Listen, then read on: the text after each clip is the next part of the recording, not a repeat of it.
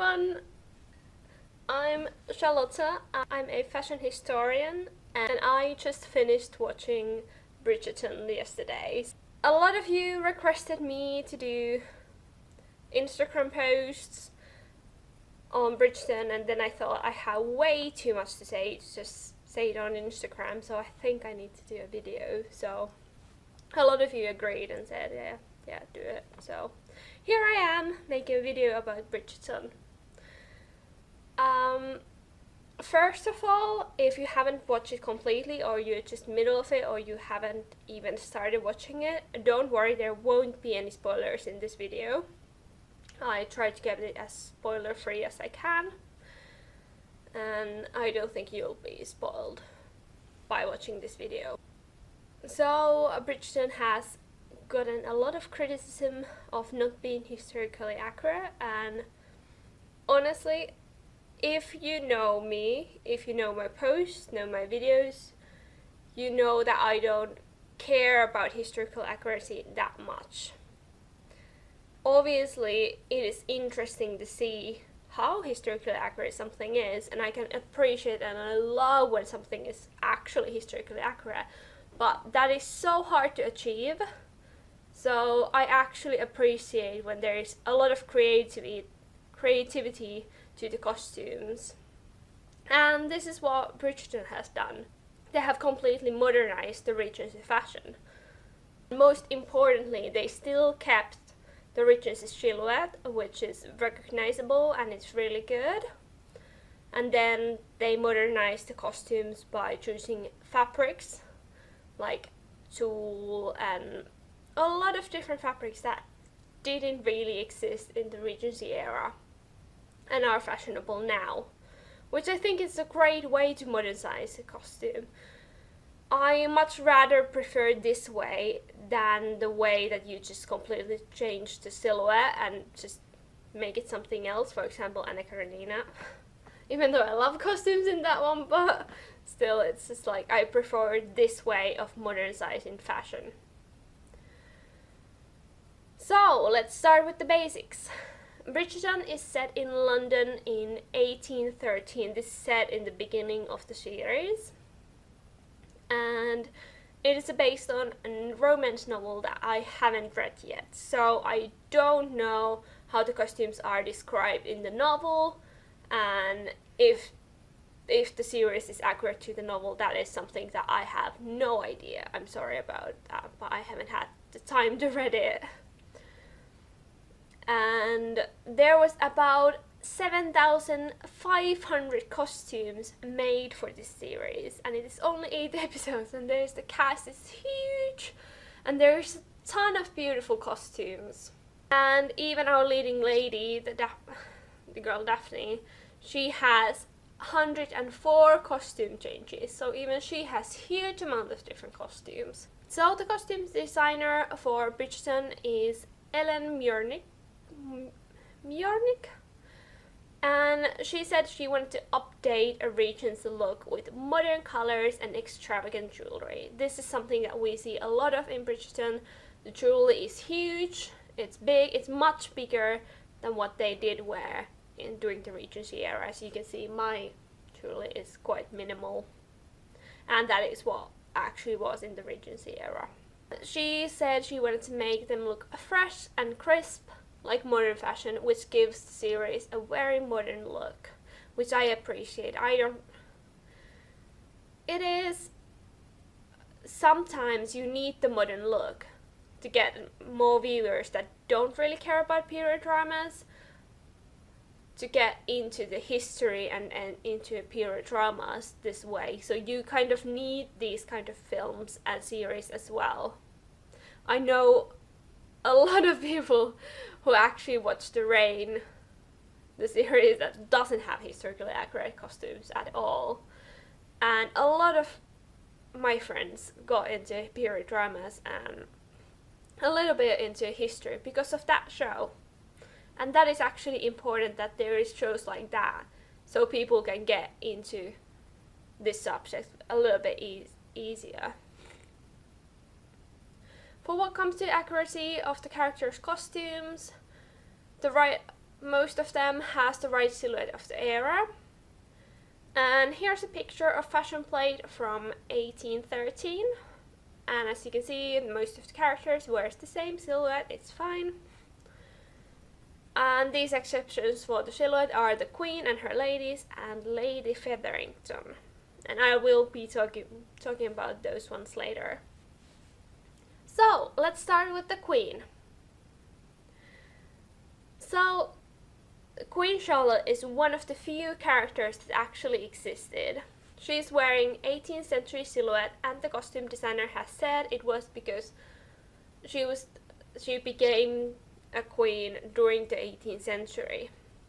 This is actually very common for period dramas, to dress older characters to the fashions of previous eras. So it will show their age, that they are stuck in a different time period, for they're stuck in their youth. And Bridgerton definitely isn't like the only one has done this, but a lot of like Jane Austen adaptations has dressed Mrs. Bennet into the older fashions to make her look more old. The Queen is played by a black actress, which I definitely don't mind. I don't care what skin color the actress is or actor is, if it's a historical thing, because it's just like they are never, like, the actor is never gonna look like the actual person anyway, so who cares? It's more important to me that they can act in a right way to bring the character alive in a right way, you know? And as the Queen is played by a black woman, her hair is some of the most amazing hairdos in this whole film. By the way, the hair is definitely not accurate in this film, but it's so creative. Like some of the hairstyles with the braids and stuff, it's just gorgeous. I just love it. I don't care it's not accurate, it looks amazing. And yeah, the Queen's hairstyles, they are like the shaped in the right way to the 18th century, but they are not done in a right way, so it is visible that she's a black woman, like it's styled like a black hair is styled. And it's stunning. It is so creative. And it's done in such a modern way that it looks good. Because sometimes you look the 18th century hair and you're just like, what? And that is, yeah, you look that one at what? But you're just like, wow, it's great, it looks good. And her lady's hair is dressed in quite similar way, but not as extravagant as the Queen, obviously. So the whole series starts from formal court introduction, when the girls come out to the society to show they're now in the marriageable age. The young ladies are introduced to wearing court gowns, and these court gowns, they look more like French court gowns to the English court gowns, as they do have trains and they are white with gold embroidery and they have the feathers, and all of that are part of the French court gown. The French court gown did have, however, velvet train instead of white one, but otherwise it is very accurate to the French court gown. Obviously we are now in the English court, so it's not accurate to the English court gown.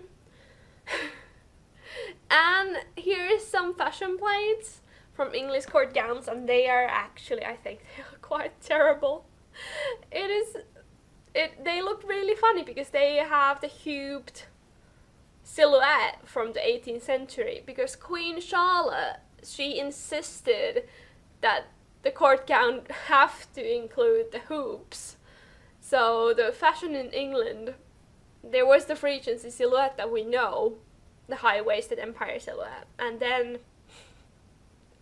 there are hoops, because Queen Charlotte insisted that the court gown have to include hoops, and that is kind of showing how Queen Charlotte, the real Queen Charlotte, was stuck in the fashions of the 18th century. So I don't think dressing the Queen in the 18th century way is that out of character for her in this series, even in real life. Honestly, I don't think it's out of the character. But I think it would have been really fun to see these court gowns include the hoops, because I don't think I have ever seen a period drama that they have included the English court gown from the Regency era, because it looks ridiculous. And I think that would have created a very funny fashion moment. But I get that they wanted to go more fashion forward style with the French ones. And the gold embroidery in these gowns, it's amazing. I love it. It's beautiful. Let's move on to the Featheringtons. They have very colorful costumes. And that is actually mentioned by Lady Featherington. I think she said to the cousin that came into their house that it's time for you to now dress in the family colors, meaning that she should dress more into these bright candy colors that the Featheringtons wear. And this actually shows also a contrasting color palette between the two families, between Featheringtons and between Bridgertons, because Bridgertons, they wear much more like blues and greys, and it's quite one-toned, when Featherington's color palette is quite all over the place and it's very colorful. But the costumes that Featheringtons wear are really fun, and I actually very enjoyed the costumes that the three sisters wore.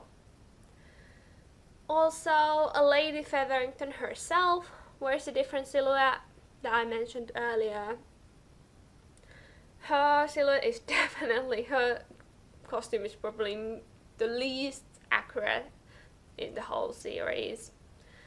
And it is done because I think it's one of the first scenes when they're corseting up and she's saying like, I was this small at my waist when I came out, and she still wants to live in her youth. She still wants to look the same as she did many years ago, 20 years ago probably. And I think that silhouette change is fine for her character, because it does emphasize how she looks, how she wants to look, and how she wants the world to see her. So Lady Featherington's costume is a bit different, but I think it fits to the character. They could have done that, they could have dressed her in the 18th century costume as well, but that would mean that she wasn't as fashion forward as her character should be. So in that way, I think that is quite good of a compromise, because she still wants to look thin and young. And it is obvious that she has an obsession with having a small waist, because when she was young, like, the fashion was different, so the waist was down where we consider our natural waist to be, and it was smaller. So in that way it does kind of make sense. So there's a lot of these bright colored fabrics with tons of embroidery on it, and there are a couple dresses that really reminded me of wallpapers of Royal Pavilion. Royal Pavilion is pavilion in Brighton, and it was built by George IV when he was a regent for his father, and it is the same era. It is the Regency era. So it does make sense that it could be that some of the dresses are actually inspired by these wallpapers.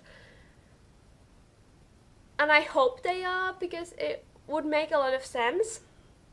But here are some comparisons to the wallpapers and to some of the dresses that are very similar. Like, the pattern of the dress is very similar and the color palette is very similar. And it really reminded me of those colorful, beautiful walls of Royal Pavilion. Also, these dresses, almost all of the dresses, include a lot of fine little details. And piping is one of it. Piping is like this a little bit of fabric that you can see it's like lining all of the necklines and all of these bits. I have never done piping, so this one doesn't have it, but a lot of costumes in this one, and it shows they actually have put a lot of effort to a lot of details of the dresses. Okay, let's talk about the corsets. And this is the thing that bugged me the most in the show, is how they portray wearing corsets bad. Corsets bad. No. No. No. Just please no. First of all, underneath a corset, you should wear always a shift. Shift is an undergarment and that protects you, and it protects your clothes from your sweat, and it also protects you from the undergarment that is corset or stays. The actual stays or corset are transitional, and I think those ones are pretty good. They are fine. I don't really have much to say about that, but you can see like them causing rash, and because they are stuck into your skin, and that wouldn't happen if you have shift between the undergarment, between the stays or corset. Also, tight lacing wasn't a thing in the Regency era. That really wasn't a thing then. No. Just no. That was the biggest thing for me in this one. Like, all the other inaccuracies I can take, but if you just talk bad about corsets, please don't. Corsets have such a bad rep anyways, and I love corsets. I love stays. Wearing stays are more comfortable than wearing a bra. I'd say that. Yeah. As I said earlier, Bridgertons have a lot more muted color palette than the Featheringtons. Bridgertons, they wear more blues, and Daphne definitely wears more blues than anyone else in this whole series. There's a big difference between Daphne and Eloise, between their costumes. Both of them are wearing the Regency costume, but Eloise is wearing her hair down, and she has a ruffled chemisette always underneath her dresses, which means that the dresses aren't as open as Daphne's are. And I think that is to show her younger age, that she's more covered. And I think that's a good way to show her younger age, but also that was something that was worn during the day by every woman during the Regency era. They would put a chemisette underneath their dress to make it more covering, because during the day your dress would be more covering, and during the evening it would be more open and showing more skin. So in that way, it's not really accurate way to use chemisettes, but I think it's a good way to show her age and make a difference between her and her sister. One thing that I really loved about Bridgerton was the servants' outfits, and definitely the servants' outfits in the Bridgerton household. Daphne's lady's maid, she wears the same outfit that every lady's maid wears in the same household, and they're all wearing purple. It's very Downton Abbey like. And she wears this weird thing on her head. I don't think that thing on her head is really accurate, but I love the apron. The apron is very accurate for the era. And she's also wearing chemisette underneath, and the dress is actually made from satin, so it's quite fine fabric for a servant, which shows that Bridgerton has a lot of money, because they can dress their servants in this way. The Bridgerton's housekeeper is wearing a very similar dress. It's very Regency era, and she wears a ruffled chemisette underneath as well. And she also wears a shadow line. And that is such an amazing little detail. You rarely see shadow lines in Regency era films, I think, of Regency era shows. And shadow line, that is the little thing that she has hanging from over here. It's like those metal strings and there's a little things attached to it. That is shadow line. It is amazing. There could be keys on it, like that's what most of them hanging things are. You would attach keys and other little things that you might need to your shadow line. But yeah, I think that is amazing. Another thing that probably most of you have noticed, but there is no bonnets in Bridgerton. There is almost no hats as well. But there's a lot of fascinators. Obviously it is like, you know, in our modern fashion we don't really wear hats, so fashion hats aren't really in fashion right now, so that's why Bridgerton doesn't have hats, because it's modernizing the Regency era fashions. But one of the hats, because it actually isn't a hat, it's really fascinating, it's really beautiful, and it's in the first episode. Daphne is riding with her brother, and she has this beautiful riding costume that I think is really good. And then I was looking at it and I was like, oh, she wears a hat. And I was like, that hat is not accurate. And then she turned and it's not a hat because her hair is sticking out from it. It's amazing. I think it's really beautiful. Obviously, it's nothing like Regency era, like the shape, none of it screams Regency to me. But it's amazing. I don't really know how to describe it. It's just this like weird circle thing that has a hole in it so you can put it through your hair. How fabulous. I want one. Yeah, I would wear that. In the end, I thought I might share my least favorite and my favorite costume from the series. Because I obviously can't talk about every costume in this series because that's just impossible. But here's two like honorable mentions or dishonorable mentions. So let's start with my least favorite. So my least favorite costume is worn by Simon Bassett, and it's the one that we see him for the first time. It's mixed with 18th century to the 19th century. It's terrible. Like the vest that he wears, the waistcoat, it's so 18th century. And then the jacket, that is so 19th century. It looks so funny to me, and it looks both the same. They just don't fit together. Like as separate pieces, yeah, they both look good. Oh, alright, I actually hate that waistcoat. I think it looks so freaking ugly. Yeah, that waistcoat, it really ruins the whole outfit for me. It's just like, and mixing those two together, it just doesn't fit. No, please don't. But my favorite costume, which is definitely not accurate, I think.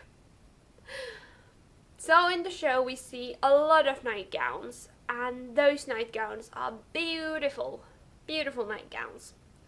And I can't remember what episode it is, she comes to home in the morning and she has to pretend that she's sleeping. And she quickly changes to this beautiful nightgown, and I think that is actually my favorite costume. When we get a close up to her in the bed, you can see the beautiful embroidery on her sleeve, and it's just, I love white work. Yeah, can you see? Can you see I love white work? White embroidery. Yeah. So that was it for this video. Thank you for watching. I hope you enjoyed this one, and give it a like if you liked it, and please follow me on my Instagram as well. It's @periodcorset, and comment on down below what was your favorite costume from Bridgerton, or what was your least favorite, maybe. Both. Tell me both. And if you want to support me on Patreon, it's linked down below, because I really need a light to hear. It's winter in Finland, so filming has to happen in certain hours right now, so I can have even a little bit of daylight while filming, and I don't have a professional light, so if you want to help me get that, go down on my point. Maybe go and subscribe to my Patreon if you want to help. But yeah, that was it. I'm just so happy you even watched this video, and see you in the next one. Bye!